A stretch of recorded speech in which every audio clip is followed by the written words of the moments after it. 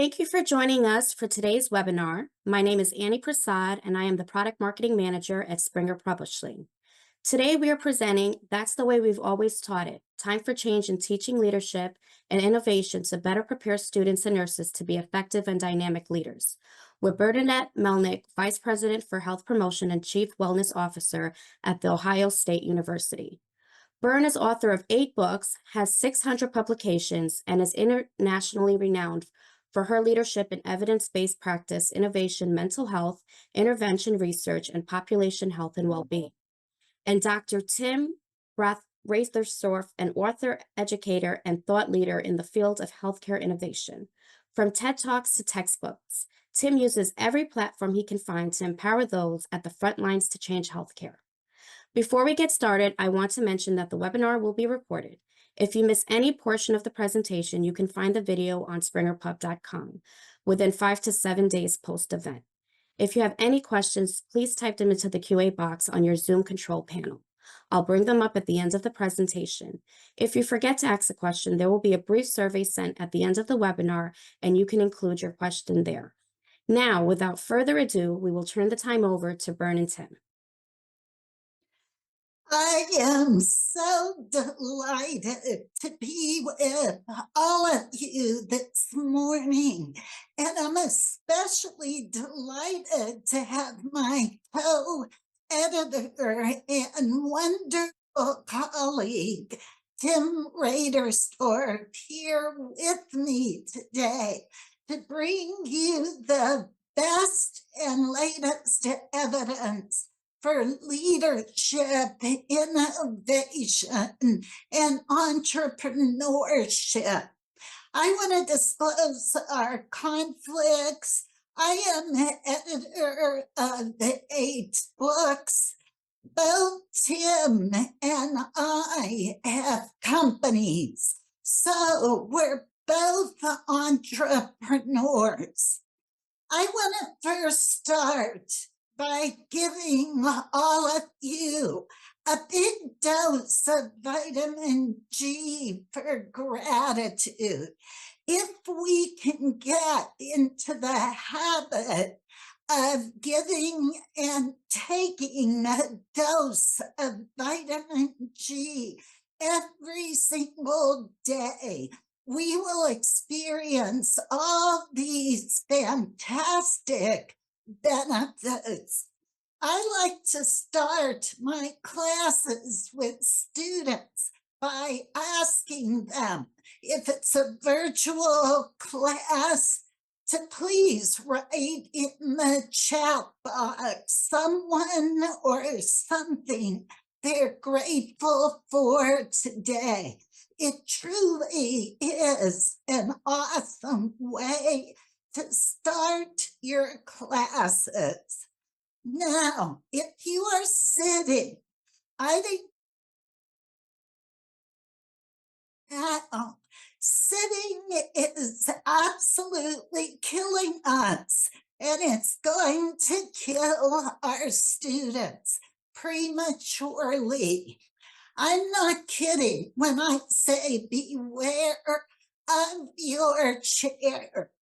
Research evidence shows if we sit just 3 hours a day, we increase our cardiac risk by 30%. If we sit 5 hours a day, that is comparable to smoking 1.25 packs of cigarettes every day. Now, after you heard that evidence, I hope you all stood up. But if you didn't, it's probably because of culture. Culture eats strategy for breakfast, lunch, and dinner.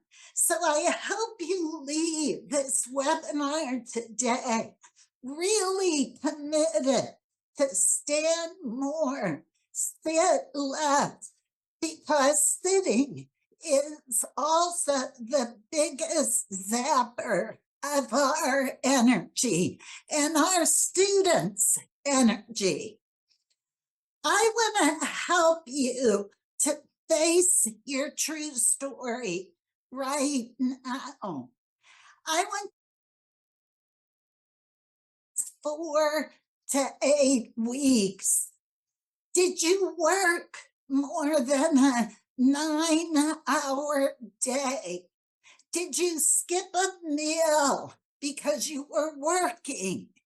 Did you sleep less than 7 hours a night? Did you work without a break? Did you work instead of spend time with your family? Did you miss an activity with your children due to work commitments? Did you work instead of engaging in an activity that brings you joy? Do you go on vacation and still answer emails and work? Do you work on your computer from bed? And are you over hours on vacation time? If you answered yes to a few of those items, I would really encourage you, face your story today. Are you burnt out? I published, along with my team, a fantastic study on mental health burnout in doctorally prepared faculty. 1 out of 3 faculty are burnt out across the country. In some populations, about 50%. If we ourselves are burnt out, depressed, and stressed, that's going to be emotionally contagious to our students who are experiencing such skyrocketing rates of depression, anxiety, and suicidal ideation. That's why in Tim's and my book, we give special emphasis on self-assessment of person well-being. If we as faculty don't walk the talk on healthy lifestyle behaviors, we're going to raise another generation of students who have the poor population outcomes that we have. So I'd encourage you to look at this slide. Is your mind usually full of stuff? Even when you sit through a seminar thinking about all you have to do today, or are you mindful in the present moment? Evidence-based mindfulness, skills building in cognitive behavior therapy are such effective strategies to decrease anxiety, stress, and depression. We have got to find a way to integrate these evidence-based strategies into required curriculum. I'm going to share a little bit of my personal story because that really influenced a lot of the content that Tim and I have in this particular book. I was 15, growing up in a small little coal mining town in southwestern Pennsylvania, home alone with my mother when she sneezed, stroked out, and died right in front of me. I suffered with terrible post-traumatic stress disorder, anxiety, and depression. I was not functioning in school. I wasn't sleeping through the night without nightmares. After 4 months, I was taken to my family physician. He did what so many do today in 2024, take out the prescription pad, wrote a script for Valium, said give Fern one of these every night. She'll sleep and be just fine. I remember taking one that night, and I slept for the first time in months.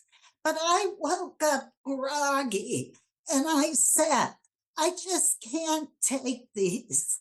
I've got to gut it up and cope.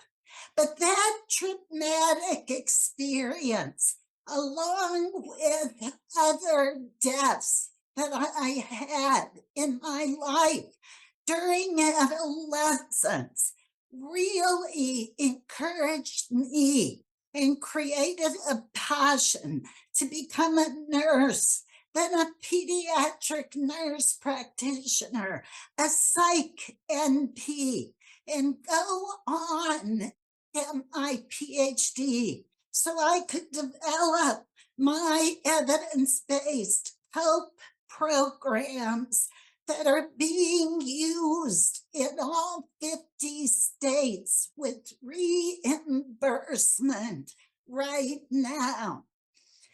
It's so key. Nobody taught me how to innovate, how to be an entrepreneur.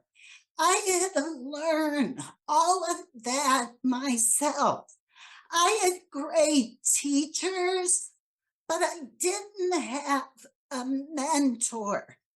I tell my secret sauce for success in the second chapter of our book. There are 3 Ds for success that we need to be teaching our students and encouraging each other in. That is the ability to dream big, because nothing happens just a dream. We have to teach and support each other how to discover. That's all about risk taking and innovating. And then the 3rd D, how to persist through the character builders until we deliver those dreams. Think about the personalities of most nurses.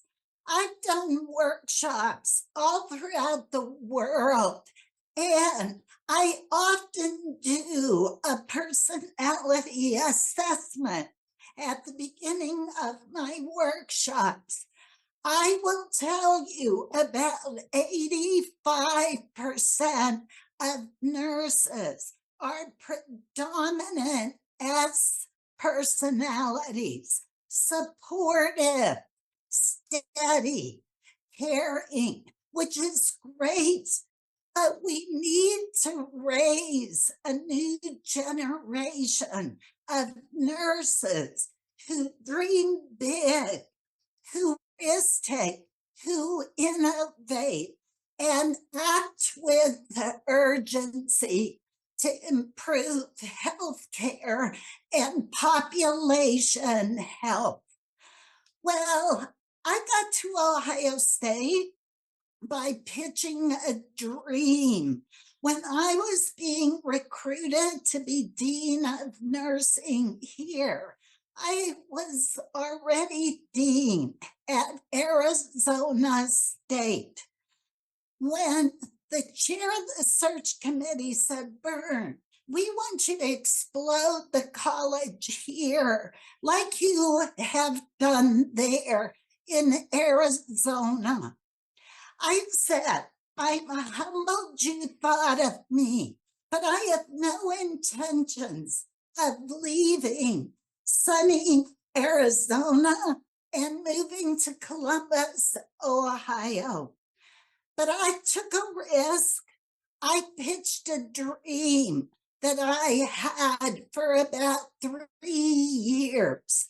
I said, if Ohio State would consider appointing me in a joint leadership position, not only as Dean of Nursing, but as the first chief wellness officer at a university in the country, I might talk to all of you. I am serious when I tell you this true story. The next day, our former president called me, and here's what he said. Bert Melnick, this is E. Gordon Gee, the president of the Ohio State University. What does Sam Hill is the chief wellness officer, and what would you do, value add, if I appoint you in this pioneering position? That's how I got to Ohio State. We have got to dream big, put our dreams out there, take risks. We have to fail forward. We have always seemed to have a culture where failure is not a positive thing, especially with our students. But you don't grow unless you fail. You don't grow unless you risk take. There are now chief wellness officers throughout the country. The sad thing, they're almost all physicians, except a few of us. How the Sam Hill did we let medicine get ahead of nursing on health promotion and well-being? It is time for change. Back in 2017, the National Academy of Medicine said, we've got a public health epidemic, burnout, depression, suicide in our physicians, nurses, and pharmacists. We got to do something about this with a state of urgency. I was blessed to be appointed as one of 60 leaders to serve on this action collaborative, which I'm still serving on today. We created a lot of evidence-based solutions for how to handle this public health epidemic. But we got to teach our students not only how to take great self-care, but we've got to teach them how to change cultures that support clinician well-being, how to create cultures that innovate. My colleague Susan O'Hara and myself just created the first brief, valid, and reliable instrument to measure innovation culture. We're writing our findings up right now. But what I want to share with you today, innovation culture Evidence-based practice culture was strongly associated to clinician burnout, depression, and stress. We've got to teach our students again, how do we build those types of cultures and how to sustain them? Those are the types of golden nuggets we cover in our book. COVID-19 triggered mental health issues and unhealthy lifestyle behaviors. What does that mean? 3 to 5 years from now, we're going to see even higher rates of chronic disease, diabetes, high blood pressure. Think about this. When I was growing up as a little rural coal mining poor town, the rate of disease when John F. Kennedy was president was 6%. Today, 60% of Americans have a chronic disease. But what's so sad about that? 80% of chronic disease is totally preventable with just a few healthy lifestyle behaviors. We saw clinician suicides escalate during COVID. We must create evidence-based programs in our healthcare systems, in our academic programs to equip our students with skills they need lifelong to deal with stress, anxiety, and depression. We published these findings from our recent study that showed 37 states are still asking inappropriate mental health questions on licensure applications that are preventing nurses from getting appropriate mental health care. We've got to teach our students how to advocate for these types of changes. And then look at the state of healthcare in our country today. We spend more money on healthcare than any Western world country, yet we rank in the bottom of population health outcomes. I am not a sarcastic individual, but I will tell you, if you want to up your odds of dying today, get yourself admitted to a hospital. How sad that is. Most of these errors, preventable medical errors, occur because well-meaning, caring clinicians are burnt out or they're not using best evidence-based practices. In Tim's and my book, we give the secret solution to meeting the quintuple aim in healthcare. Our country, all our hospitals, healthcare systems are not going to reach the quintuple aim unless evidence-based practice, clinician well-being, and the social determinants of health are in the DNA of everybody we graduate and every practicing nurse leader and bedside nurse. Many of you know I have been leading the evidence-based practice movement in nursing for the last 25 years.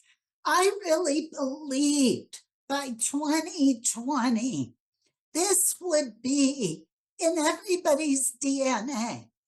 So I wouldn't have to travel the country giving keynotes and workshops still on this topic. But sadly, there's so much opportunity.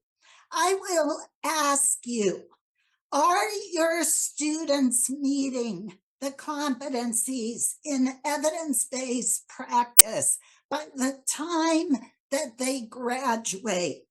Are your students meeting the competencies in innovation by the time they graduate? If they're not, I urge you to go back and look at your curricula, because we can't afford to produce students that are competent in evidence-based practice, innovation, as well as have entrepreneurial thinking.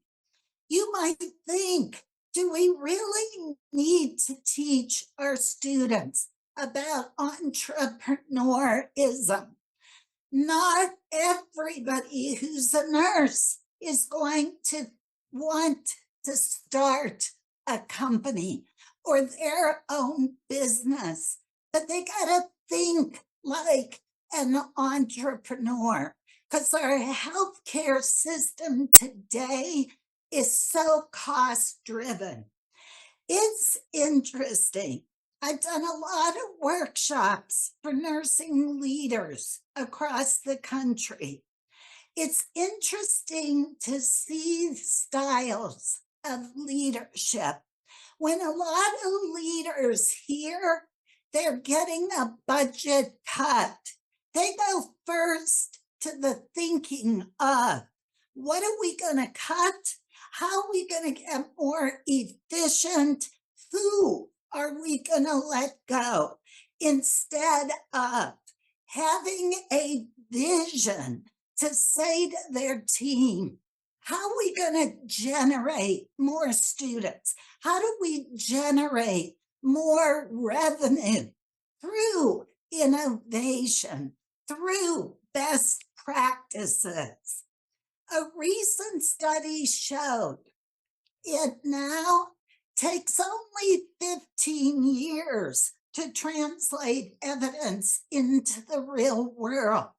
At that rate, it's only going to take us 150 more years before quality evidence is produced and it's rapidly translated in the practice. All of our students need to know they need to be competent in evidence-based practice. If you ask me as a nurse practitioner today, what's the #1 killer of Americans? Technically, I'd have to tell you it's cardiovascular disease. But again, considering all causes of death and disease, it's unhealthy behaviors that are the root cause and #1 killer of Americans. So if we don't build and sustain cultures in our academic institutions that make it easy for our faculty, our staff, our students to engage in healthy behaviors, we're not going to move the needle. In our book, Tim and I talk about we absolutely will always need sick and crisis care. But unless we shift our paradigm from sick and crisis care to one of prevention, we're going to continue to see these skyrocketing rates of chronic disease. Again, think about what is nice to know in your curriculum versus what we need to teach our students that reflects what our country, what our people are experiencing right now.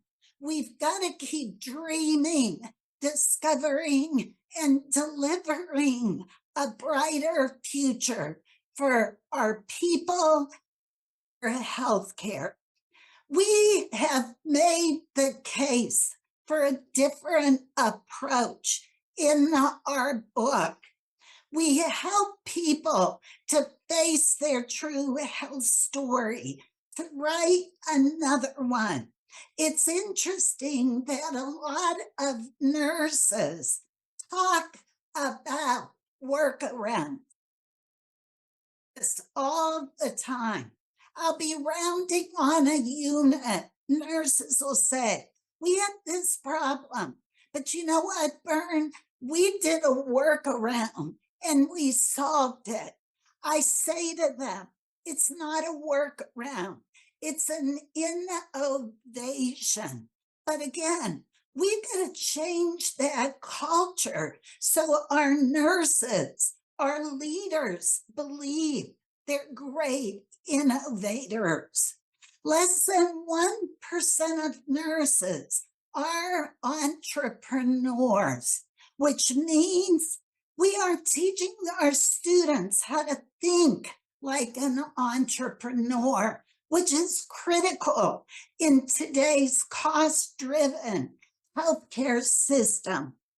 We have to teach our graduating students healthcare finance because everything is cost-driven.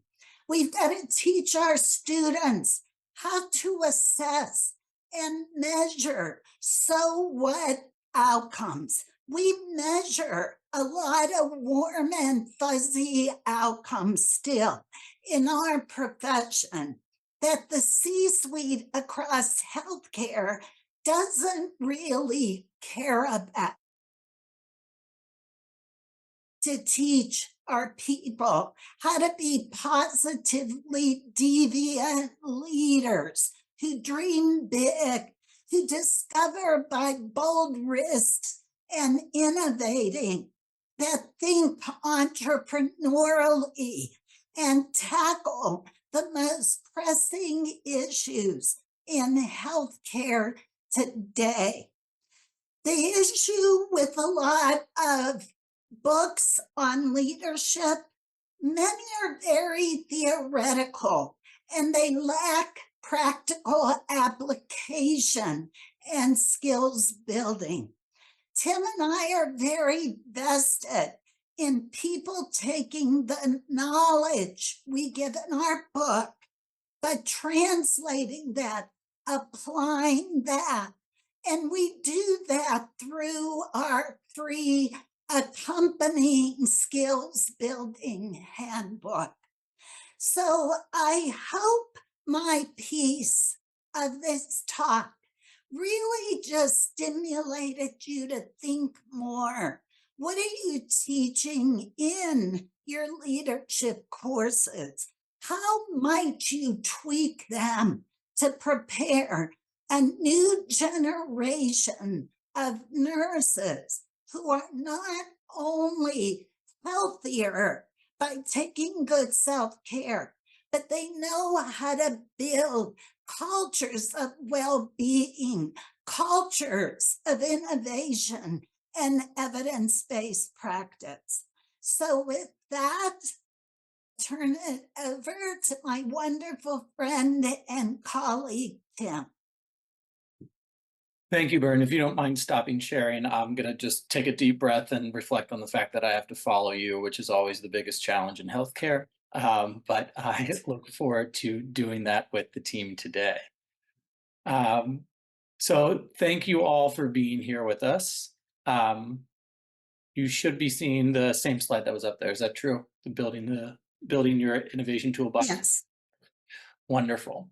Well, what I would like to do with you all here is start talking about some of those tools that we can leverage to help you build additional skills within innovation. Talking about those things that Bern talked about and building that entrepreneurial mindset, and really thinking about how we are preparing our nurses as the future, our nurses to be the future leaders in healthcare. Um, and we've taken the approach with our book, and we've taken the approach with our leadership in our life to kind of think of research, EVP, and innovation as a three-legged stool. And the first aspect of that Bern hit on hard there was adopting the entrepreneurial mindset. And a lot of us think that that's not inherent to nursing, and that's a word that we don't hear often, and we've kind of shied away from in nursing care. But if you think back, I wonder if any of you can remember Nightingale's nursing concepts that you see here up on the stage of opportunity recognition, resilience, and opportunity assessment. Those all sound like things that are really inherent to nursing, right? So Nightingale was really, really ahead of her time when she came up with these. But also you may be thinking, oh, that doesn't seem to make sense. And the reason that may not make sense is because I totally made that up. You weren't looking at Nightingale's nursing concepts. You're actually looking at Pillay and Morris's innovation concepts. But the interesting thing is when you compare those to the nursing process, when we have ADPI and we put them side by side with the innovation and entrepreneurial concepts, they all align. And in fact, they actually align to the PDSA cycle that we teach all of our quality leaders as well. All these things that we've been doing inherently as nurses directly align with the entrepreneurial mindset and directly align with innovation and entrepreneurial concepts. We've just been hiding them under different terminology. So the first thing I'd like for you all to do, if these concepts sound a little bit scary to you, is just to take a deep breath and know that you already have the capacity, and your toolbox already has a lot of great tools that you can leverage to teach the future of nursing. And some other ways that we are finding as opportunities to build these skills that we talk about in our book, and more importantly, we talk about just generally as we build the future of nursing, is moving away from resilience. So Bern talked a lot about wellness, and resilience as a person is a wonderful trait. But as you saw through the COVID pandemic, and if we're honest with ourselves, probably well before then, there was a lot of what we like to refer to as professional resilience. And what we want to do is get people to move away from professional resilience and move towards collective ambition.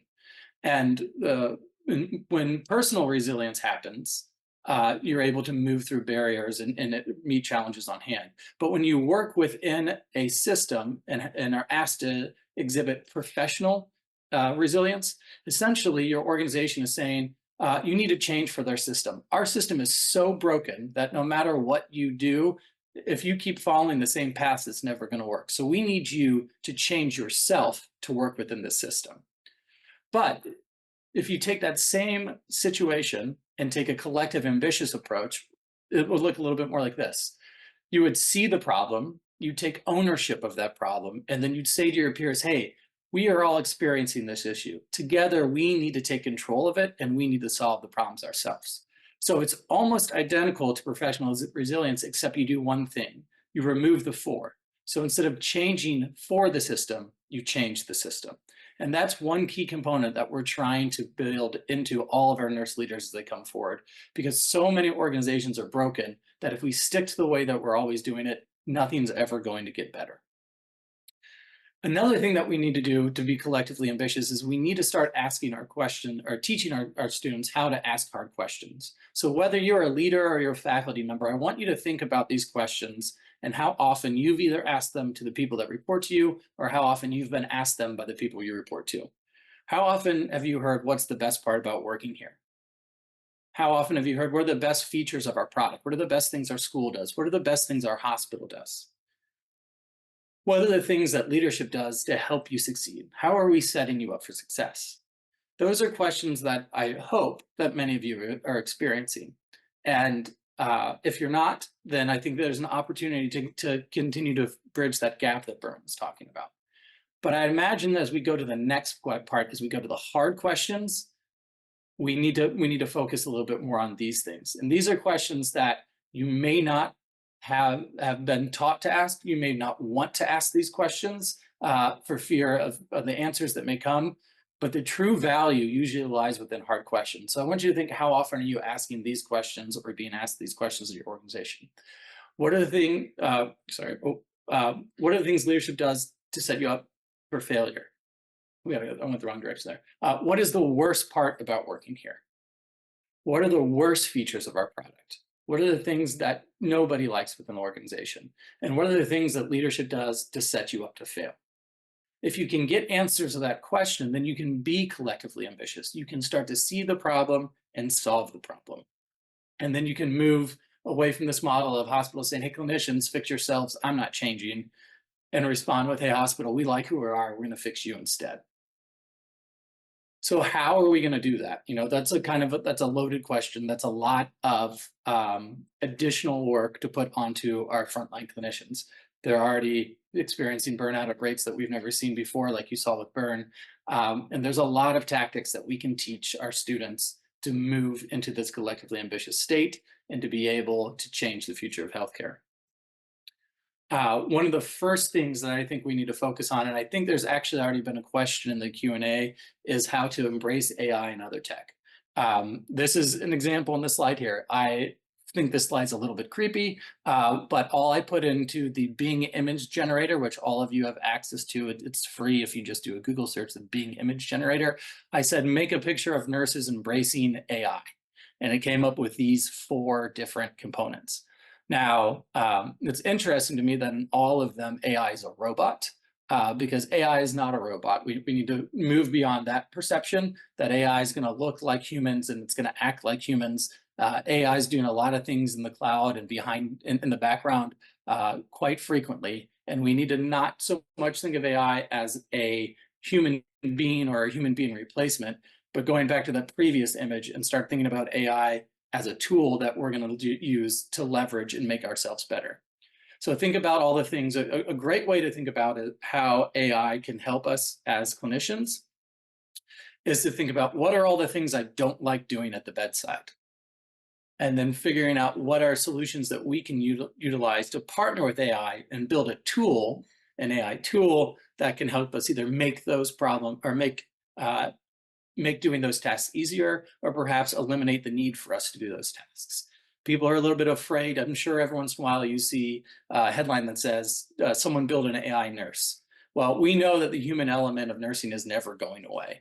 But what we need to do is work with these organizations to make sure that we are pairing with them or partnering with them so they can understand our insight and our workflow, so that we are able then to change the way that AI is being built and make sure that it is being effective when it reaches us at the bedside. Some other aspects about embracing these things is that if we don't embrace them and if we don't engage in them, it's going to happen already. That rock is already rolling down the hill, and we either need to figure out how we can be part of that and get a seat at the table and make sure that we're helping them make informed decisions, the people who are creating these things, or else it's going to feel a little bit like the EHR implementation, and we're going to move from charting to doing medical billing at a much higher level at the bedside than we had ever been doing before. So another thing that we can think about with other technology is using the XR experience, VR, XR, and leveraging new modalities to build empathy. So I'm on the board at a university that trains a lot of midwives, and they are subject to having the experiences that they have when they go out and help deliver babies in the community. But what they get, as you can imagine, they get a very varied experience in the challenges that they face. Sometimes students have only very simple or as simple as a birth process can be, not very medically complicated births. And then some other students only experience high complications. And what we want to do is make sure that students are prepared for all situations. So simulation, particularly virtual reality, and all types of extended reality can help us ensure that students are getting multiple different approaches. Body swaps, we have no conflict or no relationship to body swaps. but this is a platform that one of our peer organizations is using to teach leaders how to build empathy. So I'm going to show a quick video here. I'm going to limit it to about 20 seconds, but just so you get a feel of what Body Swaps looks like and how it's helping people build empathy as leaders. Welcome to the future. We're going to be exploring some techniques you can use to increase confidence. Your first shift is just about to start. Now, go out there and smash it. So some of the key components that you'll see in that video is that they're leveraging body language. They're trying to teach individuals different methodologies to communicate with our patients and the people we serve. So while those are all things we can teach at the bedside or teach within health systems, teach within our colleges, being able to do so in an extended reality format allows us to reach more people. So be prepared that these types of tools are coming our way for sure, if you're not already implementing them within your organization. Another thing that I've used at the bedside, or not at the bedside, sorry, in the classroom, is building my own virtual escape rooms. So we teach students a lot about innovation and how they can invent solutions to change the world. But they don't always know about the intellectual property rights of the organization and how things come behind that. So here's a video that we've created to kind of set the mood and set a trailer to teach students about a specific problem and then encourage them to move into then encourage them to invent a solution and move through the invention process. So in order to, I'm going to skip the video here, but I'm going to show you really quickly how we've leveraged Google Forms to build a virtual escape room. And they watch that video first. It presents this challenge to them. And then they have to go through about 15 different individual challenges as part of the escape room to end up solving the problem in this scenario, saving the world. So it's a very fun and engaging way to get students built into it, leveraging Google Forms. Again, a free access that's available to all faculty members and something that I encourage you to leverage as you think about new and creative ways to pose challenges to your students and get them to engage with content. The one that I'm most excited about right now, though, is Notebook LM. And if anyone's using this now or heard of this, give a thumbs up or a heart or something here in the comments. But if you're not using Notebook LM, I can guarantee you, if not by next semester, the following semester, every student in your class will be leveraging this tool. This is an AI tool that, first of all, I encourage us all to lean into and leverage as faculty members because it can do amazing things for our students. And two, I think it's certainly the future of higher education. So this tool is owned by Google, and what you can do with this tool is upload any audio file, any MP3 file, or any PDF or written file, and it will take that file and turn it into study guides. It will turn it into outline of what happens. It can create quizzes for you. But most notably, it can turn any of these files into a 12-minute podcast that goes deeply into the content that's there, and it's conversational between two people. And you'll notice that as you generate these things, it has a human and intuitive component to it. So I'm going to play you the introduction, just a quick 20-second clip of me taking the audio of my TED Talk and putting it into this AI software. And 41 seconds later, it produced an 11-minute video, and this is what it sounds, or podcast, and this is what it sounds like. Hey there, welcome back. Today we're taking a deep dive into Tim Raderstorff's nurse, Andy, a chief innovation officer. Hey there, welcome back. Today we're taking a deep dive into Tim Raderstorff's TEDx Columbus talk on innovation. Oh, yeah. Yeah. You sent this over, and I have to say, his perspective as both a nurse and a chief innovation officer is super intriguing. Right. It's not every day you get those two worlds collide. So those are AI voices. Those are totally generated by computers.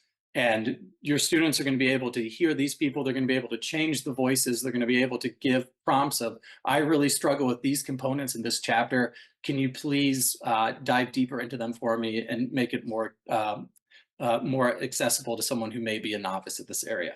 And to prove just how wild this is, let me stop sharing just for one quick second.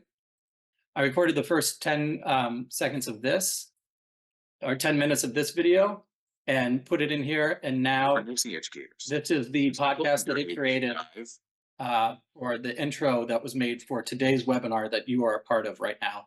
At 11:10, I stopped recording, I put it in here, and by 11:11, this 12-minute podcast was created. We're tackling a webinar today. It's based on the book.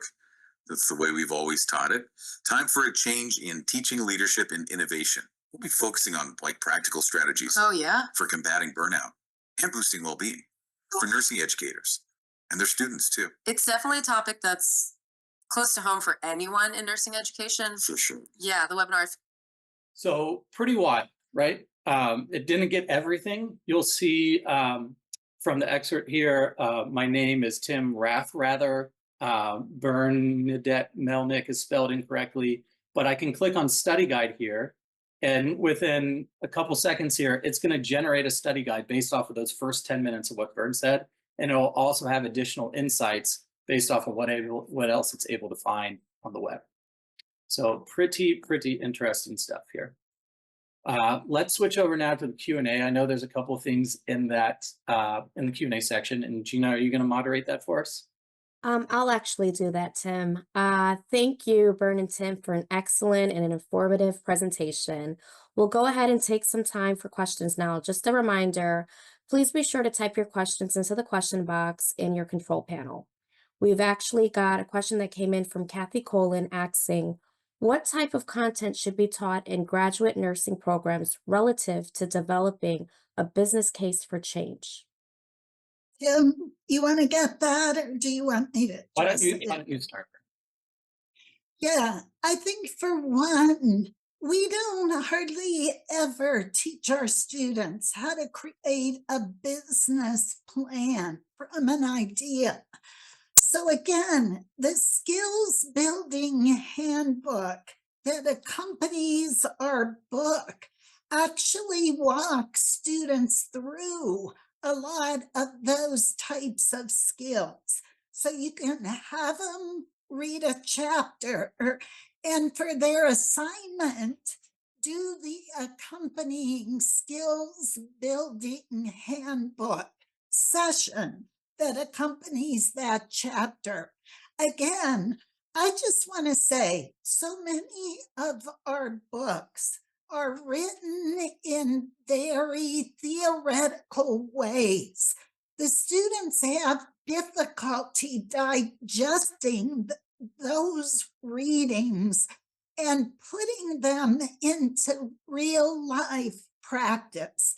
That's what's so different about our book.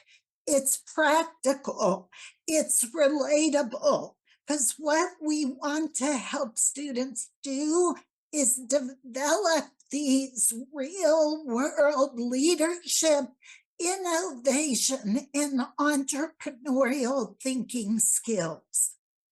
And this is in chapter 23 of our book, but what we leverage is called the Lean Business Model Canvas. And essentially it asks 9 questions on one page. This isn't anything we created, we're just leveraging what's already out there. But it's a wonderful tool, not only if you have a business idea, but one of the key components we talk about in our book is communicating with persuasion.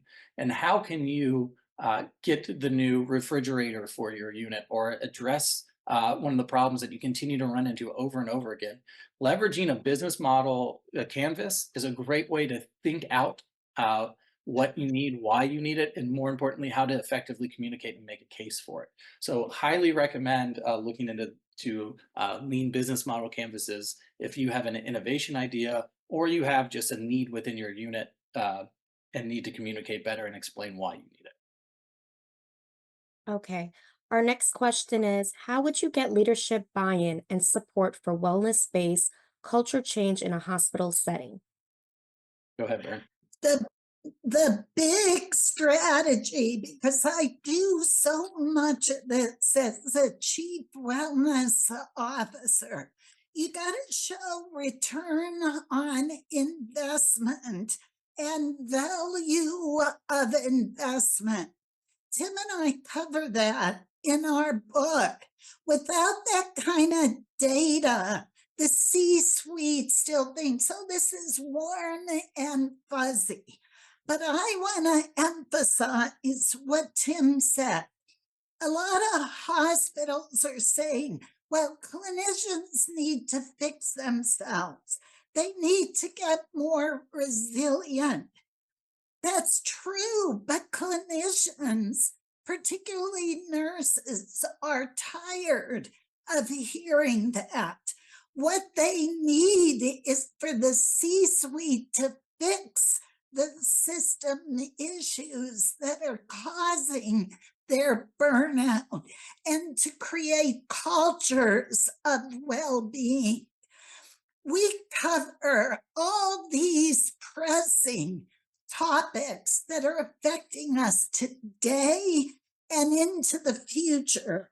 We want to equip leaders with the skills that they need to transform healthcare and improve population health, because it's an abysmal, pretty depressing situation if you look at it.